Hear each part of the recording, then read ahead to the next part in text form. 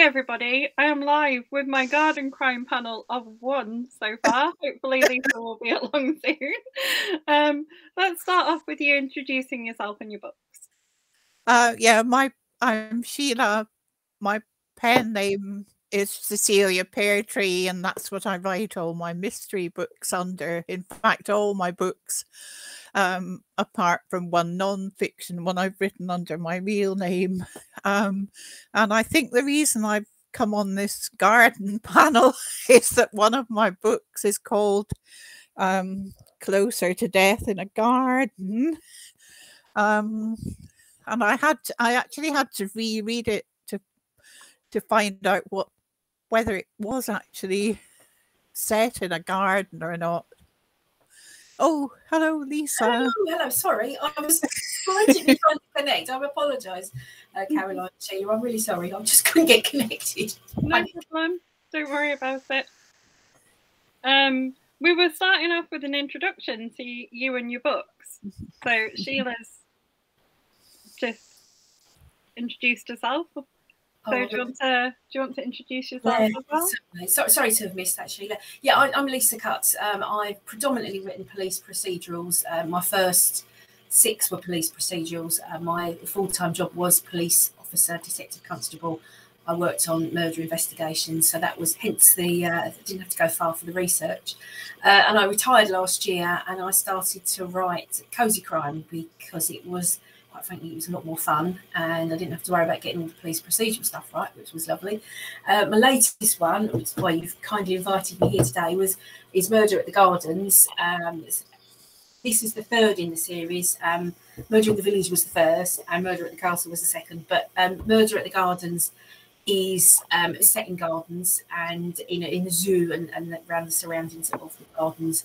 So yeah, that sort of brings you, that's a brief summary bringing you up to speed where I am on my latest one. So thank you very much. So I promised you not too many garden questions before we went live, but I'm going to have to ask at least one, right? So we'll get them out the way early and then we can coast on to easier things. People, we'd probably be better at that, won't we, Sheila? And actually bury a body. I'm going to go with why. Why would you put a body in a garden?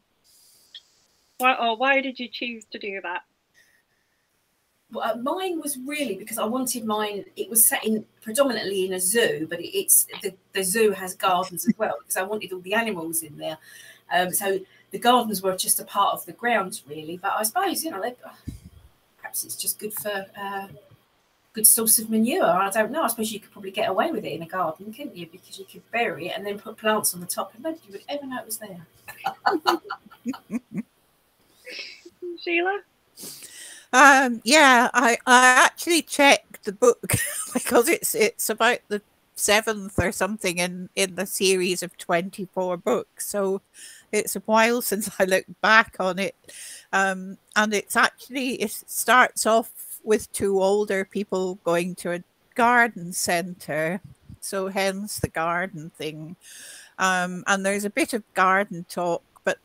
Actually, the main point of the first chapter is that they almost collide with an alpaca who runs across the road in front of them on the way. And after that, they find that someone who lives next to the garden centre is keeping alpacas in some old stables in their garden, which is all completely insane, of course. But I think what happened was just when I wrote the book, I had recently visited the Horniman Museum in London. And I don't know whether you've been there, but they've got massive grounds and it goes kind of up a hill. It's built on a hill. So it isn't just the museum building. There's a whole lot of things in the gardens there. And I was at a work meeting there in a meeting room that was kind of separate from the main museum, and there was a field behind it with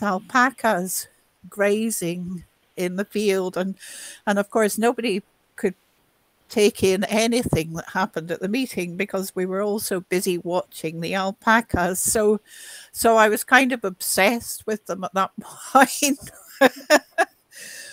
But the garden, I think gardens are quite good places to have murders in because you can get all sorts of accidents happening, or so-called accidents with garden tools and people going up ladders and people hiding in the bushes and all sorts of things. So yeah, we had an alpaca come and visit school once. It was amazing. They're so nice. Yeah, they had a whole range of animals. I made my class go to see them. Like, we are going. Like, we're not bothered. We're not interested. And I was like, we are going. We're going to visit the animals. Want to pet animals. Like, we're all visiting. So they kind of went groaning and grumbling behind me so I could go and pet all the animals, which was really nice. Simon said you've both got excellent titles for your books. At what point do you decide on a title? And this is probably going to be different for both of you because I know Sheila publishes independently and you are with a publisher. And do they change your titles as the book is written? Yeah, so Sheila's probably got a little bit more of a say than I've had. Having said that, I've never been too hung up on the title. That I always give them a bit of a working title. And just kind of really, unless there's something I really object to, I leave it to the publishers. But yeah, Murder at the Gardens seemed to make sense because there's certainly with these three, the murders were at the Gardens. Then prior to that, they were at the castle. Prior to that, they were at the village. So it made complete sense just to go with that.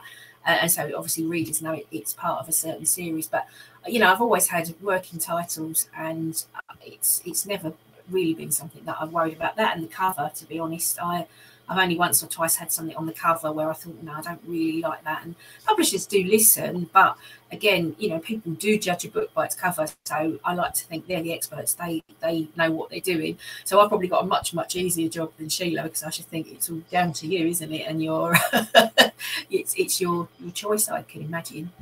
Have you ever turned down a cover though? Have you ever seen like a title or a cover for one of your books and said, no, I don't like that? Yeah, one of mine was very it was Buried Secrets, and it was a farmhouse kind of in the middle of nowhere, and it didn't correlate at all to me to what was in the book because none of it was giving the impression it was all set in a very remote countryside, and it wasn't. It was very much in an urban area, and I thought, no, I don't like. It doesn't suit the book. And they listened. To be totally fair, they did listen and they changed it. Titles. My debut was called many. We came up with lots of titles, but we just agreed on Never Forget in the end. But we all had titles that each, myself and the publisher at the time, they didn't like some of the ones I come up with. I didn't like some of the ones they come up with. They did listen. They're pretty. If you've got a strong objection, they do listen because obviously if you're not happy, it's going to show, isn't it? When you're sort of holding the book up, going, "Yeah, I don't really like that." It's not going to be very productive for anybody. What about you, Sheila? Because you're going to be a different answer, I think. Yes, actually, I think I'll have to take this tiara off now. It's really annoying me.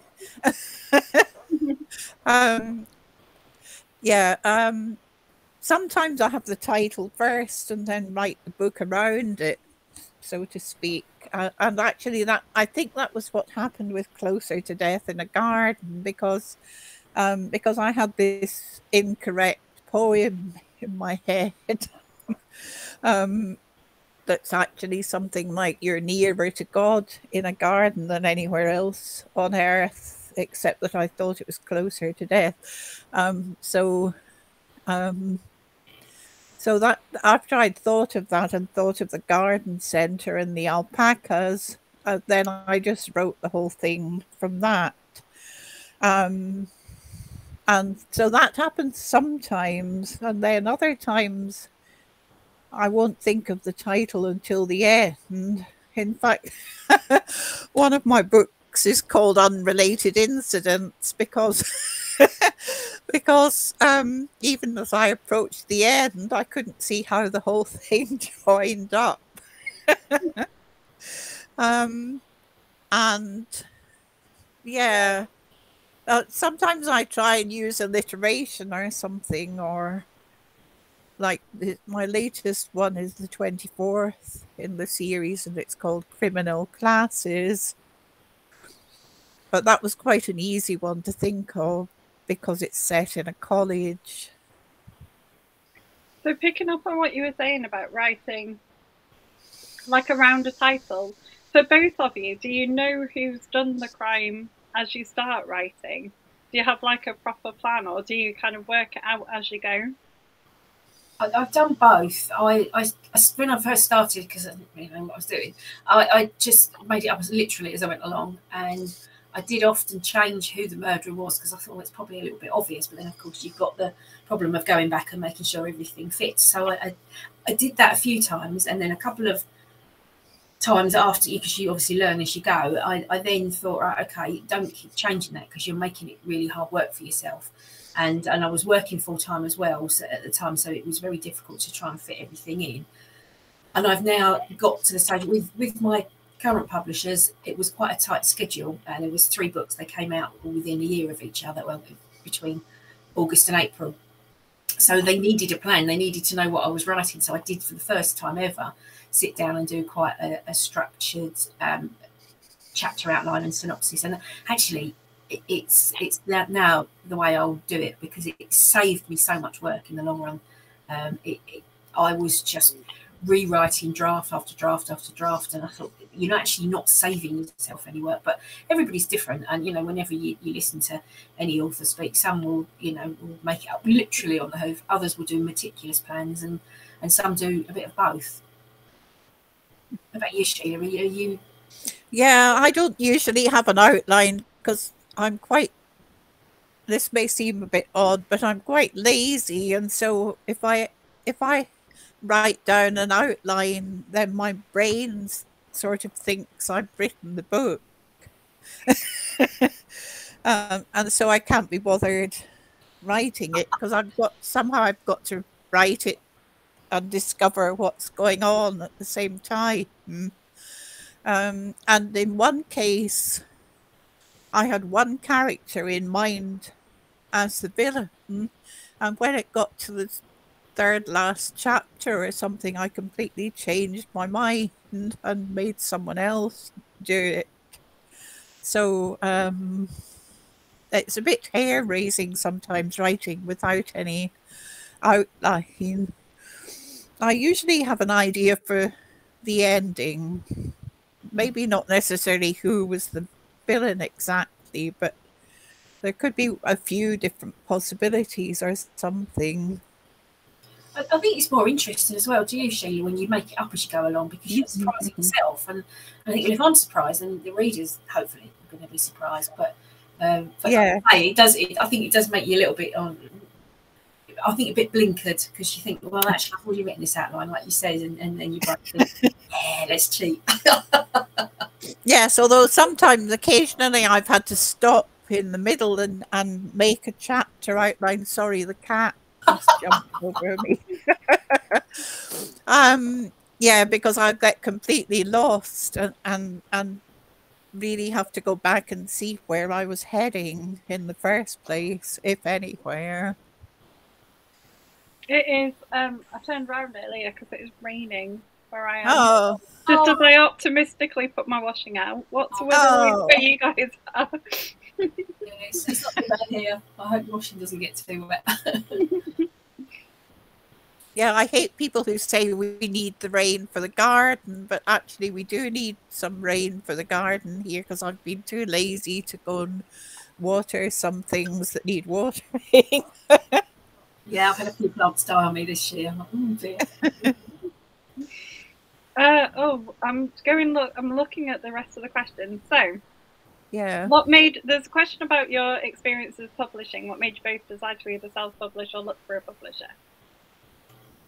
Well, in my case, it was really the galloping march of time. that made me decide to self-publish, because I realised there probably wasn't time in my lifespan to kind of keep sending things to a publisher and getting rejections back. So I thought I'll just do it myself. And also Kindle had just come along at that point. And so it was much easier to self-publish than it had been even a few years before.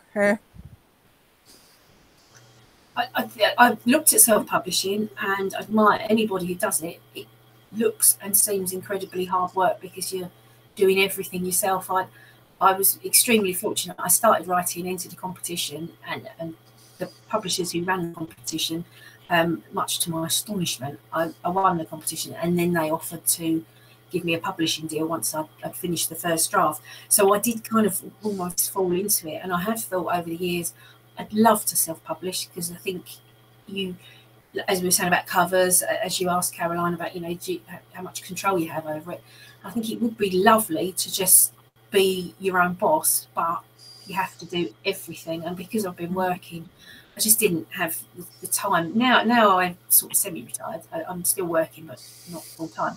I think I might actually look into it, but it still seems like incredibly hard work, but then you reap all the benefits, don't you? So bit of both worlds would be nice, really. Yeah, I quite like having complete control over everything, although it's a bit scary. I enjoy doing the covers myself and everything. And I probably wouldn't want to put that much control into anyone else's hands, but that's just me. Seems reasonable. So, what drew you both into writing crime as a genre? Mine was because I was working on murders at the time, and now a very good friend of mine, Elizabeth Haynes, another amazing crime writer.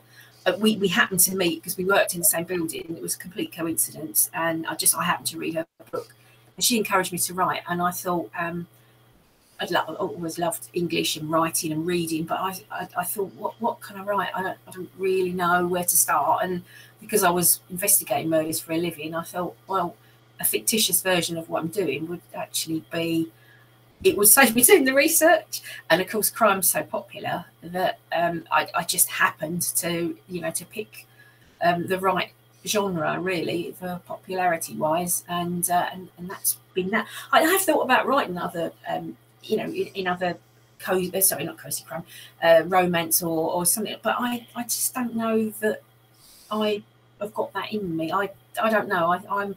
I'm happy writing crime because I know there's always a not so much a that at some point there's going to be a murder, and that it's going to be resolved at the end, and it's that nice way of working your way through what you're writing with your outline, hopefully, if you've got one. But yes, it's got a certain structure to it, hasn't it? Even if you don't outline, there's got to be that resolution at the end. Structure, that was the word I was thinking of. Yeah, absolutely. Thanks. Yeah, it is. It's comforting, I think, in some way. And same as you read books, I think you know where you're going with it, and it's always nice to read other. I love Jojo Moyes. I think her books are extraordinary. I love reading those. But it's nice to get your hands on a good crime book. As you say, you know where you're going and the resolution at the end. Mm-hmm. Yes, I've just come to it after a lifetime of reading mysteries and crime and things. And I suppose I grew up reading Agatha Christie books almost as they came out for a while.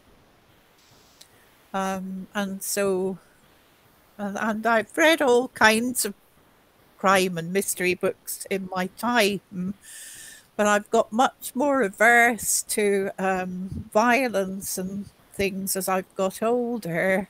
I think that does happen.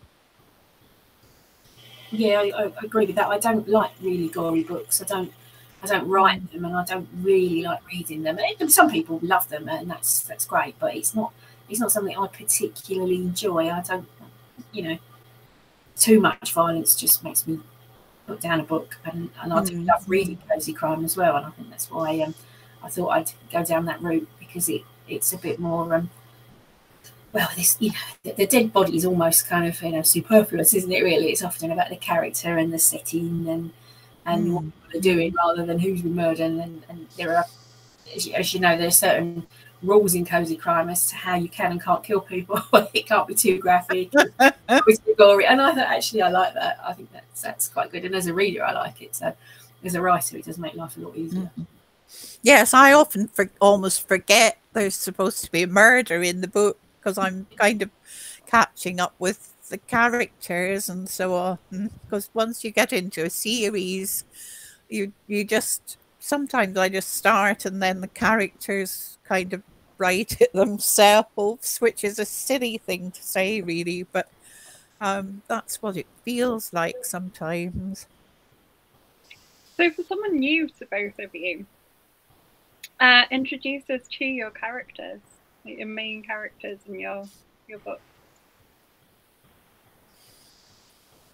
Mine, in the cozy ones, Murder at the Gardens, the main character is Belinda Penshurst, who's a local person in the village where all the murders keep happening. Midsummer, you wouldn't want to live there. And she's quite wealthy. She's quite well off. She's a little bit snooty almost, but she teams up with a retired DI who's called Harry Powell.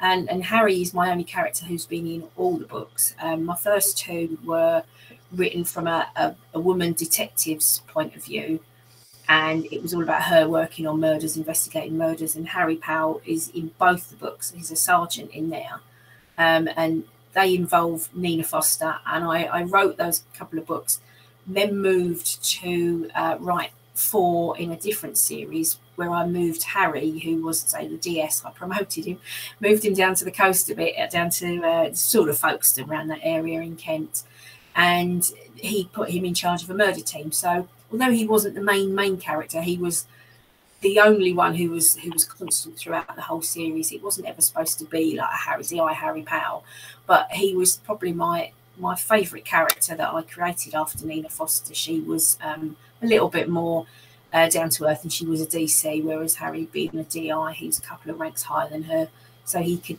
get involved in a lot more. And it was really round about the time I was thinking of retiring. I thought, yeah, well, if I retire him down to what is kind of based on Chilham in Kent, it's not really entirely Chilham, but it's kind of what I had in mind when I was writing it.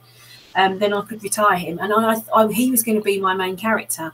And chatting it through with my editor, she said, like, cozy crime, it's predominantly the woman is the amateur sleuth, rather than not only a man but one who was a detective, which I kind of not really thought. There are exceptions, you know, you've got your Hamish Macbeth, that kind of thing, so there are exceptions to that, but it's more Agatha Raisin type thing, where it's the woman amateur sleuth rather than police officer or former police officer. So that was how Belinda Penshurst became more of a central character than I'd really intended her to. But she really did grow on me as well, and her and Harry have got quite a nice partnership. So it was good fun in the end. It was really good fun. Yeah, I have various characters. I've got 2 who are in this particular series. Christopher and Amaryllis, and Amaryllis is a retired spy, who's happened to go and live in a really small town on the Fife coast. She's never really entirely given up on being a spy, so she kind of tends to run about getting in the way of the police, which isn't very popular, as you can imagine. And Christopher, I don't know, I was trying to describe his role in things, but he's kind of, he was kind of in limbo when I wrote the first book. He'd been made redundant from a job in archives, and he was working part-time in a supermarket, but then a big new library building was built in the town in the next book in the series, and he kind of went to work in that instead, and later he's in charge of the building, and he has to deal with the council and all sorts of things. And occasionally there's a body found in the library or something, so he gets a bit more involved. And then there's quite a few elderly people who kind of appear from time to time. So Jemima and Dave, for instance, are the couple who are on their way to the garden centre at the beginning of my garden book.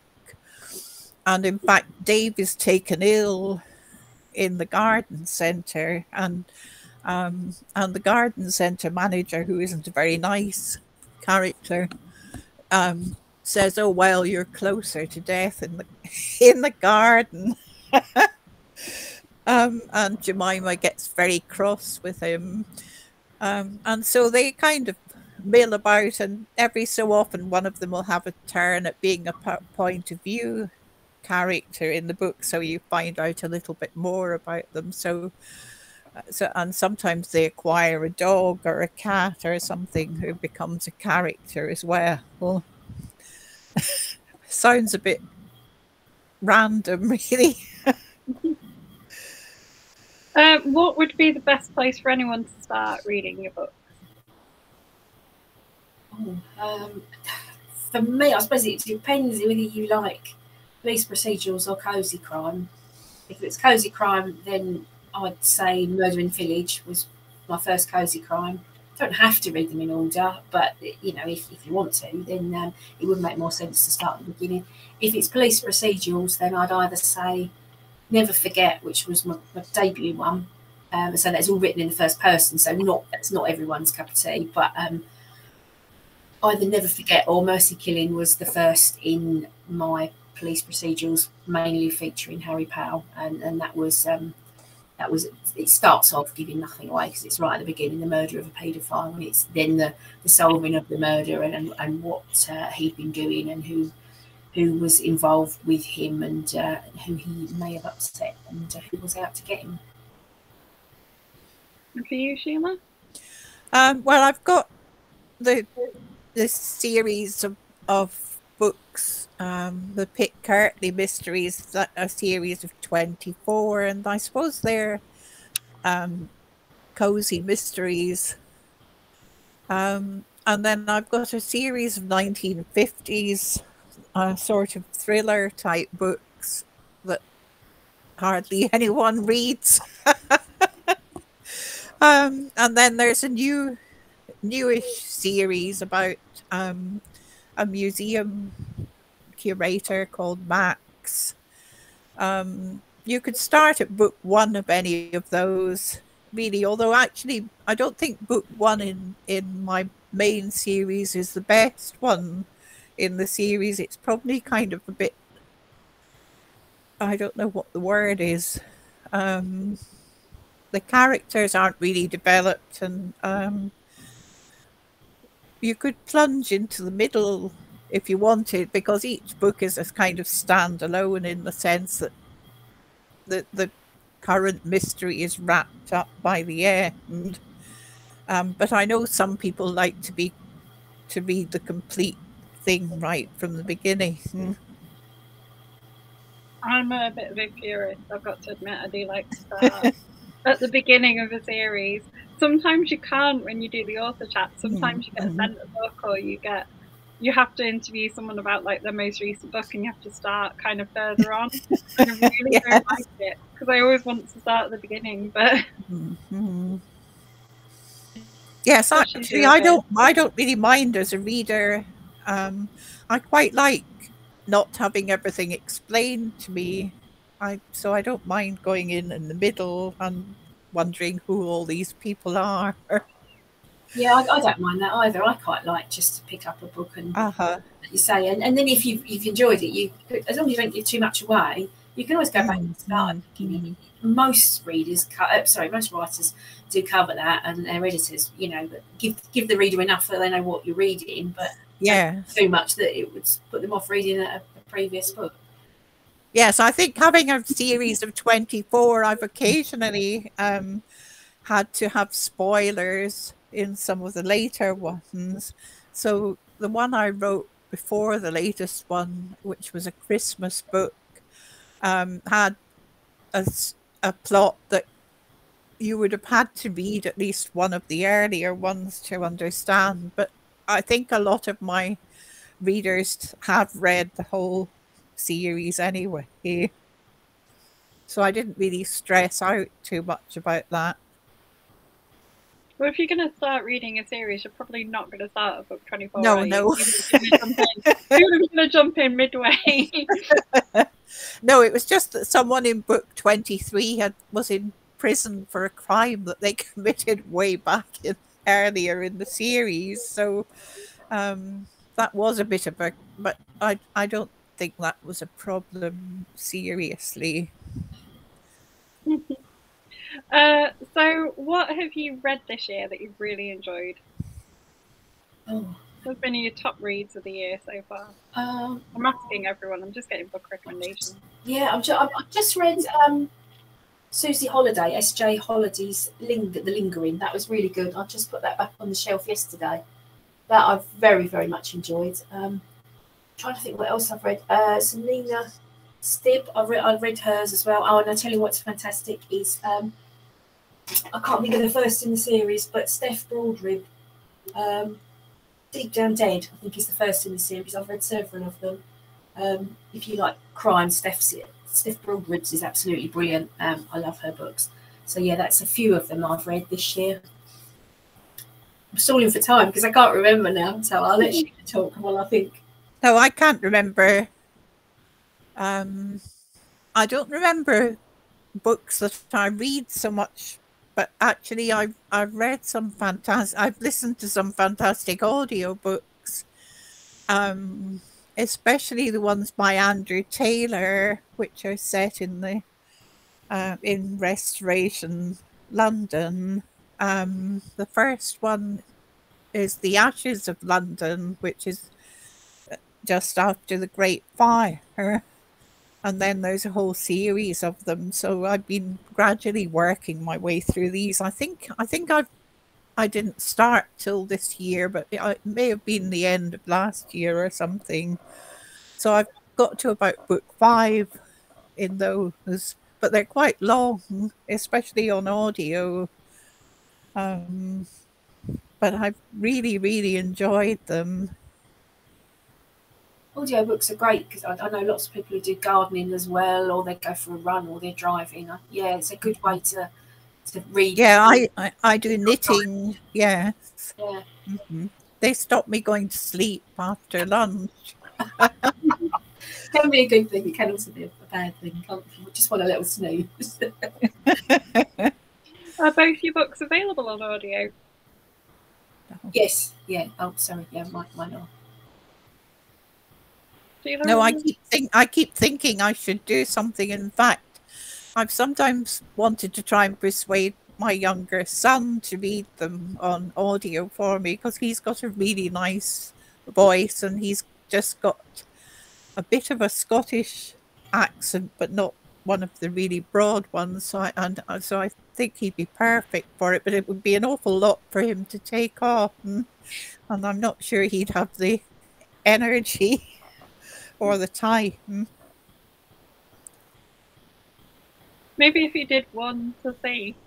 Yes. We've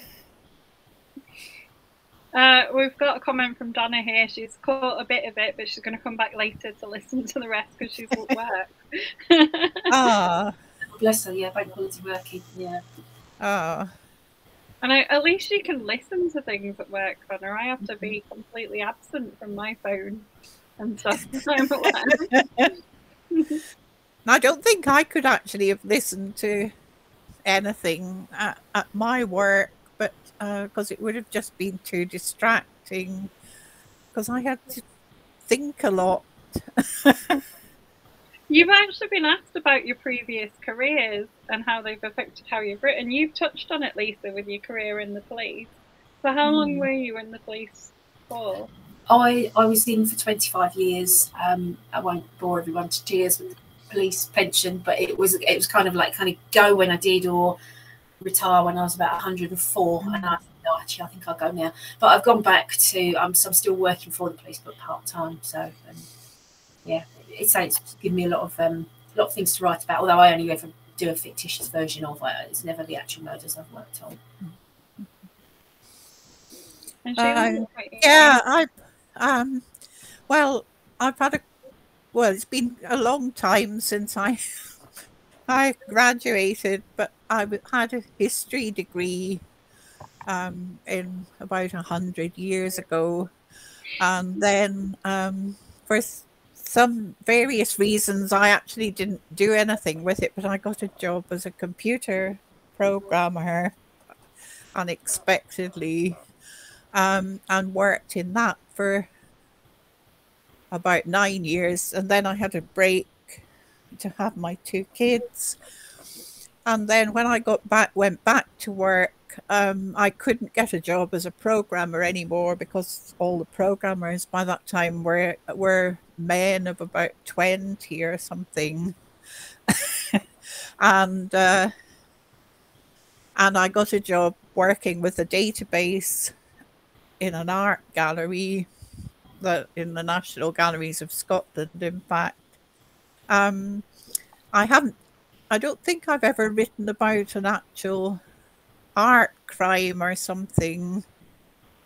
I have had artists in my books. Sometimes they've been really weird. And in my latest one, Criminal Classes, there's some computer stuff in that. But of course, I'm completely out of date with computer stuff, really. So I've just had to kind of make that up. Did you not go? Yeah. Did you not go and do some research about the more modern computer? My dad's the same. My dad used to build computer networks, and now he's like, it gets a bit lost sometimes. Well, I did what I would call very perfunctory research on Google about what languages were in use these days, but apart from that, and what our IT department used to do at work, because it's only a couple of years since I retired, but I didn't actually work on that sort of side of it. I was mostly trying to make people use the collection database in the right way. Because half our work was actually persuading people to tell us when they moved works of art from one place to another so it could be recorded and they'd be able to find it the next time they looked for it, which was actually a complete uphill struggle that we never really got to the end of. One of our other favourite questions in the group is what's the most interesting kind of research rabbit hole you've ever been down? Because you must do a lot of research. Sheila's touched on it a little bit with the research about the programming languages. What's kind of, when you've gone off to do the research, what's the most interesting thing you've ever had to? So because a lot of my research was kind of literally was at work, I did ask if as a murder I was working on, if I could go along to the post-mortem of this poor lad who'd been murdered. And I have to say, it was terrible because he was quite a young lad who'd been murdered, but it was really, really interesting. And I had no idea how long it would take. It really did take about 4 hours. It was very, very involved.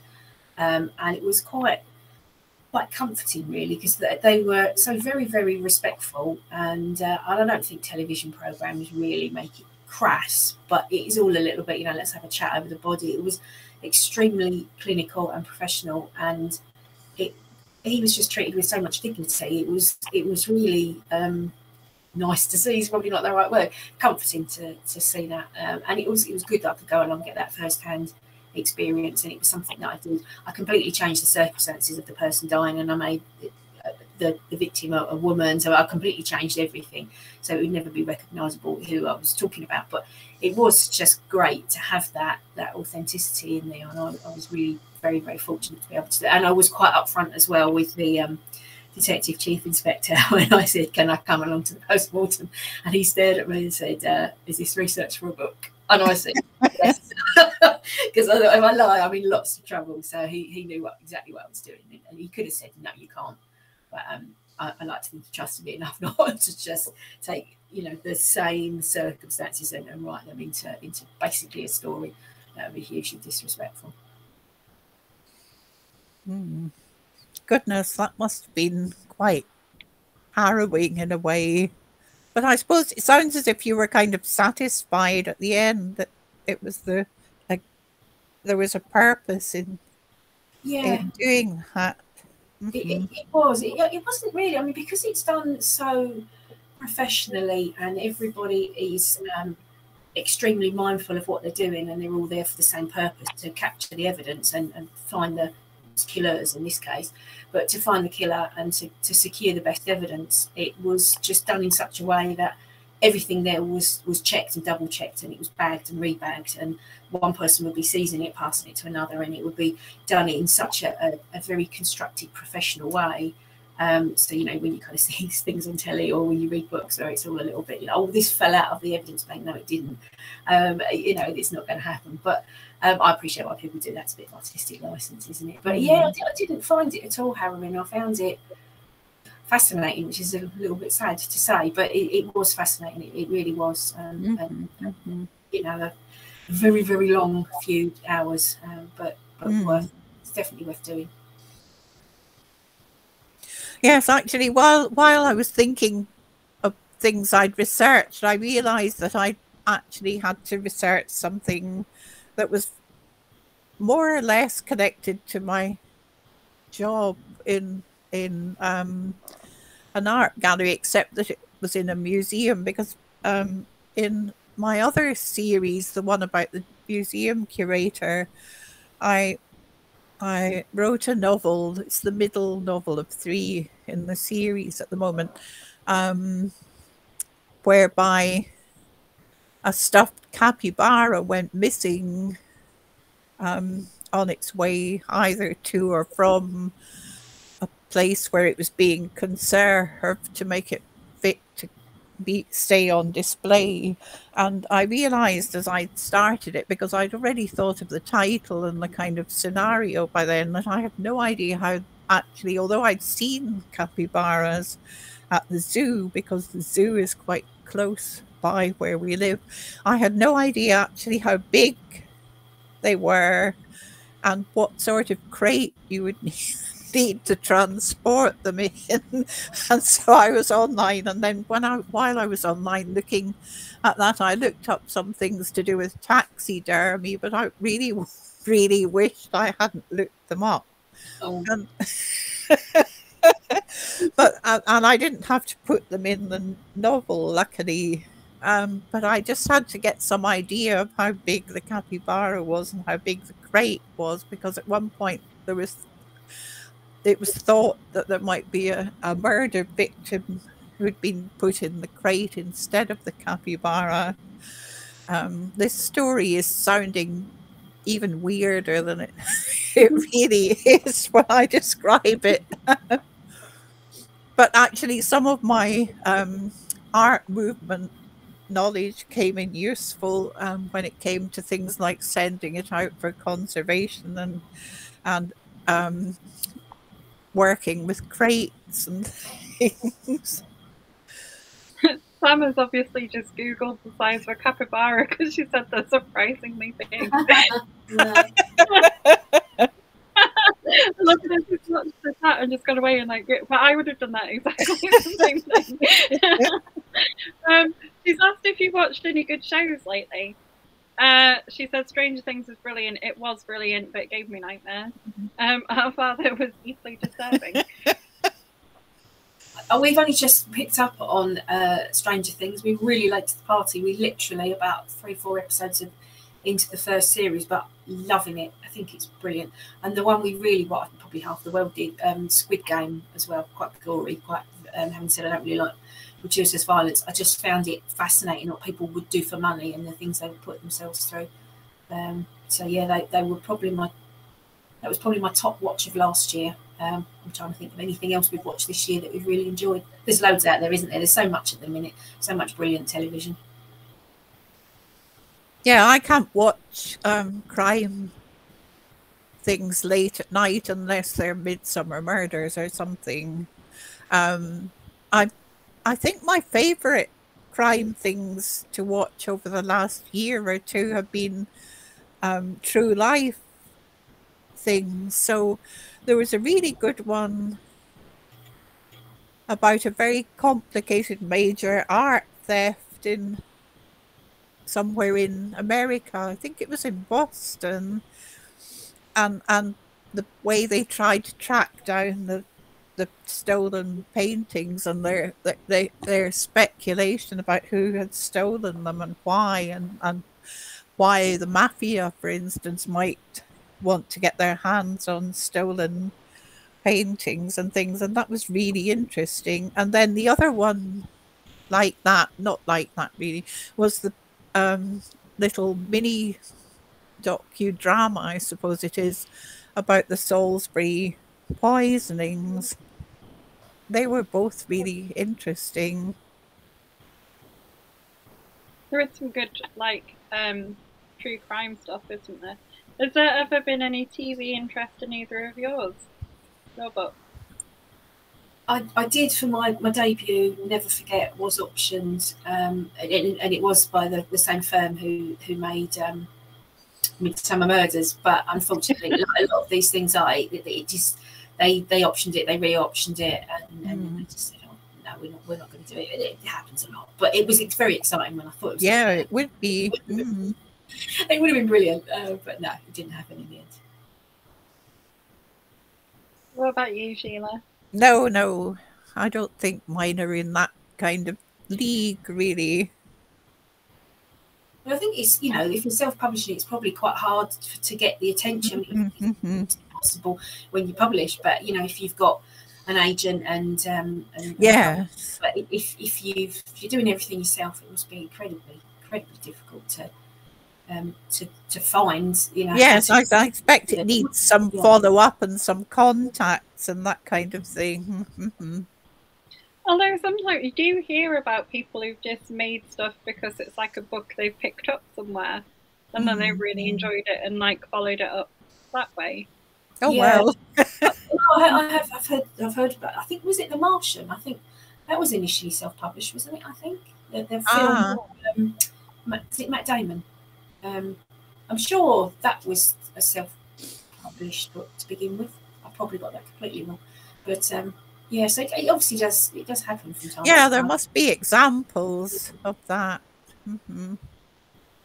Yes, I keep thinking maybe someone will pick up L.J. Ross's Holy Island books. Actually, that would be, the settings would be fantastic for TV.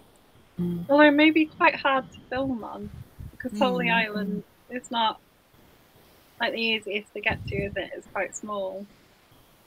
Yeah. Well, I think you could do it. So I'm going to ask you a few more of the group favourite questions now. So they're nice and easy. They're not to do with gardens. You'll be pleased to know. Have you ever acted out a scene as you've written it? No, I haven't. Oh, my son and I used to write play scripts, so we used to act those out. We wrote for a youth drama group, so it was mostly pantomime scripts, but we kind of twisted them a bit. So we had Snow White and the Seven Martians, for instance, and we used to write them together. We would always have to agree on the lines, and so it would take forever until we kind of argued and everything. And then we would probably act them out as we wrote them. but that was a while ago now. We've grown out of it. That sounds like a lot of fun. It was great. Most memorable moments as an author? I suppose for me it would have been when I very first I entered a competition, which was that 5,000 words of what became Never Forget at the time. It had lots of different titles. The working title at the time was a Category A Murder, but it was entering the competition, and I went down to Brighton where the publishers were based, and with all the other runners up, and I won the competition, and I to this day I still couldn't quite get over it, because I hadn't written anything that was, apart from statements and stuff at work, I hadn't written anything at all since I'd left school, and I just didn't think I had a snowflake in hell's chance of getting anywhere. So the fact that I was a runner-up and then they called my name out, I probably never got over that. That kicked the whole thing off as well. So that was just such a fantastic moment for me. That's great. It's great to win something, isn't it? It was. I don't really enter a lot of competitions, and I nearly didn't, because I thought, oh, what chance have I got? Who wants to read what I've got to write? And I just nearly didn't do it. So just goes to show, really, if you get an opportunity to do something, grasp it, because you never know where it's going to lead. Yes, I think I think I got through to the sort of, well, probably only to the second round or something, one of these Amazon competitions. It wasn't the Kindle Storyteller, it was way back. I can't remember what it was called in those days, but I just remember that I entered, I think it was the second one in my mystery series for it, and got through to the next round. And it was one of these ones where then they would post some of it, an extract from it on the website. I think it was run by Create Space at the time, when they used to do printed books, but it's about 10 or so years ago, so it's all a bit hazy. But it was really exciting not to be kicked out in the first round. Yes, I always you always think that you're not competitive when you go to competitions and things, don't you? And then it's like really good when you win. Yes. I know as a teacher, I always tell the kids that it's about having fun. Oh, yes. If we go and have fun, then that's all that matters. It is important to have fun, and I know some of the publishers that published my first two, they used to run the competition every year, and very often it wouldn't necessarily be the winner that they would offer a contract to, interesting, because they weren't the sole judges. There was other judges from usually another author, sometimes an agent. So it may well be that they saw something in the book that was potential for them to publish, but it may be that the other judges preferred another entry for whatever reasons. But so even if you were a runner-up, it was a good chance that they would still offer you a contract. Not everybody, obviously, but because it was quite a small publishers, and there was usually 5 or 6 runners-up. So that definitely was to do with the taking part. It was just a chance to have a publisher look at your work and give you some feedback. So what are you currently working on, both of you? Nothing. I'm literally I promise I'm going to start on Monday. I've had a nice little break. It's been lovely, and I wrote 3 in 18 months, which was quite hard going, because I was still working when I wrote the first 1.5. And now I'm part-time. I've got a bit more time, so I'm going to start on a standalone thriller on Monday afternoon. About what? Yeah, think of me, because that's when I'm going to sit down and start. Yeah, I'm working on something a bit different, just to give myself a break from the series that now seemed relentless. Because last year about this time I took part in a short story challenge thing, where we got sent a writing prompt every day and had to write a short story by the following day. And so there were various kinds of prompt, but there was, in the middle of it, there was a series of 5 prompts that kind of all linked together. And so I wrote the 5 individual stories, but they were all kind of linked together. And so I was looking at it again, and I thought, maybe I could do something with these 5 and kind of make them into at least a novella or something, just for a change, really. It's to do with people overeating, so it's quite good fun to write. There's a lot of cake involved. Are you doing your research by eating a lot of cake? Well, I wouldn't say no to a lot of cake.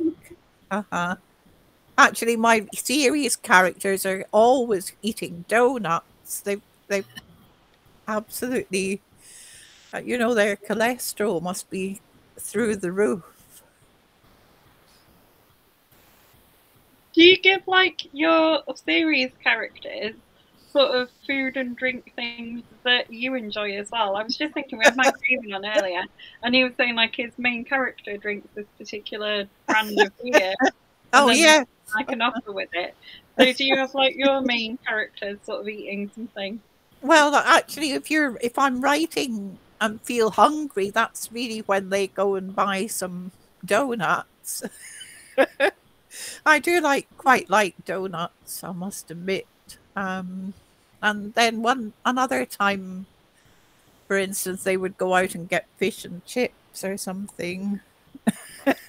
If I was even more hungry. I think you can't really help it, can you? Especially, you know, if No. you put dinner on and you think you can smell it sort of wafting up the stairs or wherever, and you're sitting there writing it and thinking, you know, if they go for dinner, I'll just give them what I'm having. Yes. Definitely. It's quite common, I think. There's another author that we've had on a few times called Anne Coates, and she's written in her favourite local curry house. Oh, yeah.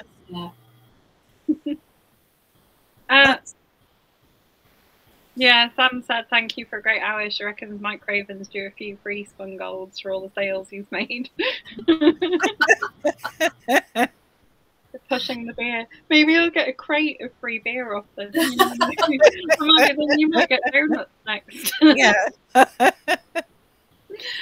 We are nearly finished. We've got 3 minutes left. Just show us all your book covers again. Give us a reminder about where people can buy them. Can they buy signed copies off you? Yeah, my latest one is Murder at the Gardens, and that's Murder at the Village is the first in the series, and Murder at the Castle was the second one, and they're all available on Amazon. They're through Bookature, but they're obviously Amazon. Yeah, here's my latest one, Criminal Classes. I don't know if there's room for it on the screen, and it's available in ebook and paperback from Amazon and in ebook from various other places as well. So quite a few of my readers are in Canada and Australia and read on Kobo quite a lot. Yeah, it's good that it's open everywhere then, isn't it? And can people buy signed copies of books from you guys, or? These ones through Bookature, I can't sell these on. These are just my copies. But the other ones, that certainly my first 2, Never Forget, Remember if people email me or message me, then yeah, I can certainly sort out a signed copy and get that to people. But I can't with these ones. Yeah, I could sign copies if anyone wants one. Excellent. And then all that's left to say is thank you so much for joining us today. Thank you so much. Thanks, Caroline. Thanks, Sheila. It's great fun. Yeah. Thanks. Bye.